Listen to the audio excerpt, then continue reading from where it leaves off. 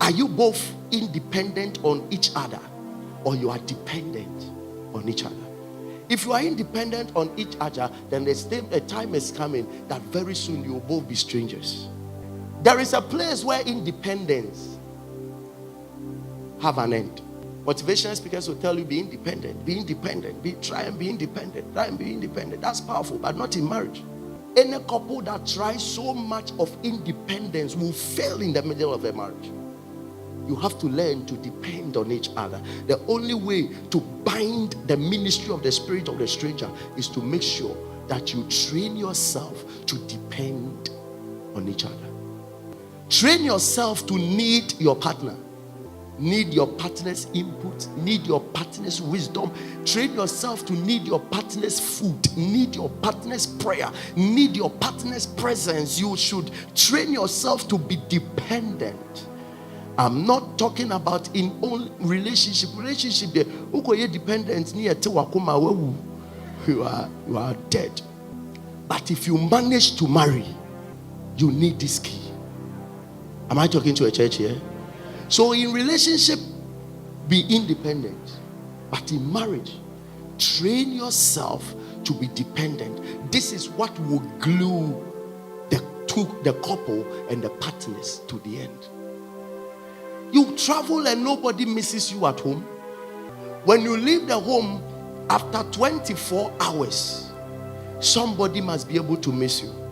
Your partner must be able to miss you. When you say, "Me ba was say, ah, ntu ntwen kakra."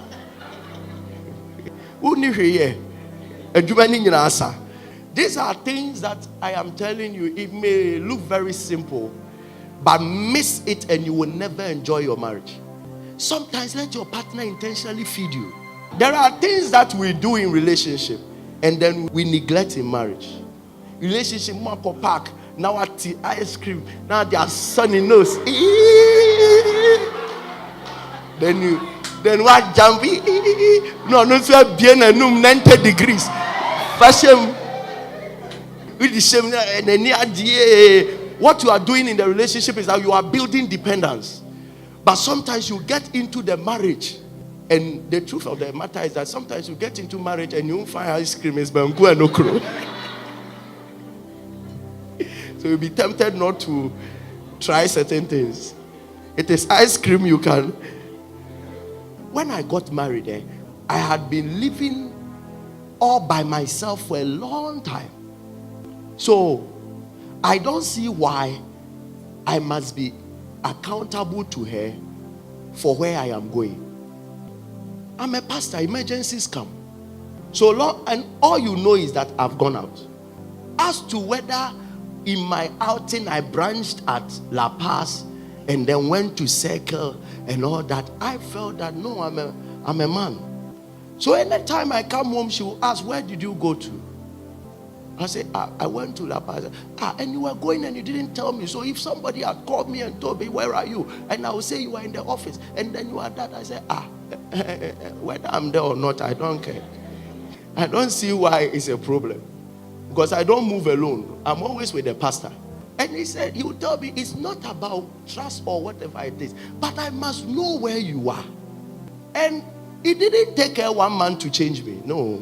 She will complain. I'll go and come and tell her today I went here and here and here. He said, "And you didn't tell me." He said, "I forgot." It continued for a long time. That was when I realized she was teaching me the ability to make sure that I am accountable to her, until each one of us will have come to that place of accounting to everybody whatever is happening. If you don't build dependence, you will get to a place of living as strangers.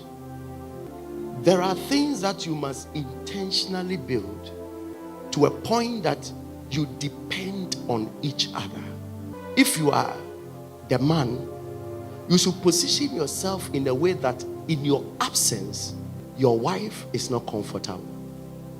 And the wife too must position herself in a way that in her absence, there are things that the man will not be able to do for himself. So when your partner is not around, what are the things that you know these things are uncomfortable for me. I can't do for myself. Bemane sorry okobo ne board here. Wow. We twine meko. Nwedi. Oba ne bang. Nonso akoye ne jollof. Nwedi. Everybody is depending on himself. At a point in time, that marriage will not stand. You are making decisions, you make it all by yourself. You are spending your money all by yourself. Everything about you is decided by you. It can sustain a marriage. Never withdraw. That is a means of withdrawal, and it's dangerous. When that spirit begins to function, people begin to withdraw. You will see them fumbling others, but when their partners come around, they withdraw. Just observe. Sometimes you come to public events like this, and there are partners who you will never find standing together. There is a physical withdrawal. Every single time, one is here, another is here. Physical withdrawal. It's a sign that you are both becoming strangers. And at a point in time, divorce will be simple. Breakup will be simple. Never take physical closeness for granted. It's key. When he or she doesn't own up to you as a beloved publicly, in other words, let us hide it. It's a sign of the stranger's spirit. They are not proud that people will associate you to them. These are things that you must observe during relationship. Even your name was spelling it differently. Doesn't want any family member to know who you are. Doesn't want friends to know. And then you move ahead to marry such a person. And after marriage too, he doesn't really want to show you in any way. Even coming to church, he will tell you take the lead. Or he will take the lead, then you come later. It's a sign. There should be something about him or her that he or she will allow that publicly it be flaunted around you. If not, then be watchful. And the final one, ask yourself this question: do you have strange dreams of having sex or marrying somebody? That spirit has shown up to capture you away from your partner. What are the solutions to dealing with all these? The first is prayer. Rise up on your feet. Some of you are already married, but yet you have a dream and you are marrying again. Some of you too are not married, yet you will have a dream, and then somebody has wedded you. You are in a camp, but you can't even see the face of the person. These are spiritual attacks that make sure that you remain in a certain level whereby nobody will seriously be attached to you. But tonight, in the name of Jesus, we come against the stranger spirit. You see, there are times that you would want to pick everybody's call apart from your partner. You don't feel like picking the person's call. You don't feel like replying text messages. You don't feel like communicating with your partner. These are the manifestation of the stranger spirit. You literally, you wish. Some of you, there are husbands that wish that their wives die. There are wives that are praying the day that their husbands will go and never come back. There are people who are depressed in psychiatric hospital, and it started very gradual. They don't really understand why at a point in time their partners were trying to pull away from them, and at a point in time they quickly pulled away. They withdrew, and nothing mattered to them about again. The family didn't matter to them. The marriage didn't matter to them. Their wives didn't matter to them. Their husband didn't matter to them. It is the stranger spirit. It comes after you. And the next thing is to let you lose somebody that love existed between you and the person. It's the stranger spirit.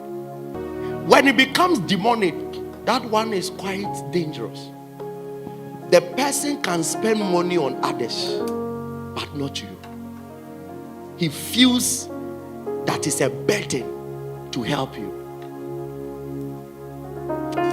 We are going to lift up our voice in prayer. That spirit will not have power over you. I said it will not have power over you. It is the same spirit that makes couples live together happily. Then one travel, by the time he comes back, then he doesn't want to see the face of the other. It's the spirit of the stranger. You start life very beautiful, then suddenly everything turns on. The spirit of a stranger. The very person that you think you are living your whole life with, suddenly he sends you a text message. I have moved on. I have found somebody else. But it doesn't just happen. It starts with the spirit, the stranger spirit. A voice that keeps telling them that you don't belong in this relationship. You don't belong to this marriage. Everybody goes through it. You don't belong. When that voice becomes too loud, that is when a married man begins to pursue and chase young people. Because something is telling him, you don't belong here. Shout this loud and clear. I rise against the stranger spirit, pursuing my marital destiny. As I clap and pray, lift up your hands. Lift up your hands. This is the spirit that makes somebody propose to you, and the next thing you won't find the person again. Because the moment he proposes to you, the voice goes and says you don't belong to this person. Shout this loud and clear. Say, you spirit of the stranger's atmosphere. As I clap my hands in prayer, you are bound in the name of Jesus. Clap your hands and begin to pray.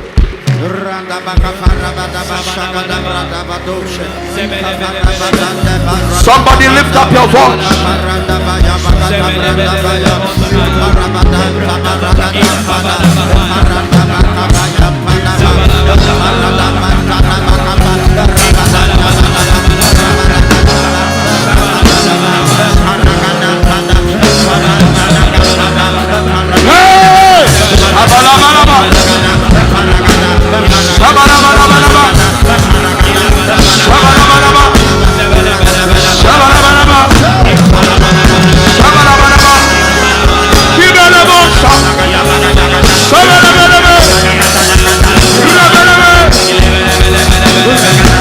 Somebody break out, break out, break out, break out, break out, break out, break out. Shabalabalaba, lebalabalaba, lebalabalaba, lebalabalaba. That spirit will not set in. That spirit will not set in. That spirit will not set in. Shabalabalaba, shabalabalaba, sheba, sheba, shabalabalaba, shabalabalaba, shabalabalaba. The devil is a liar.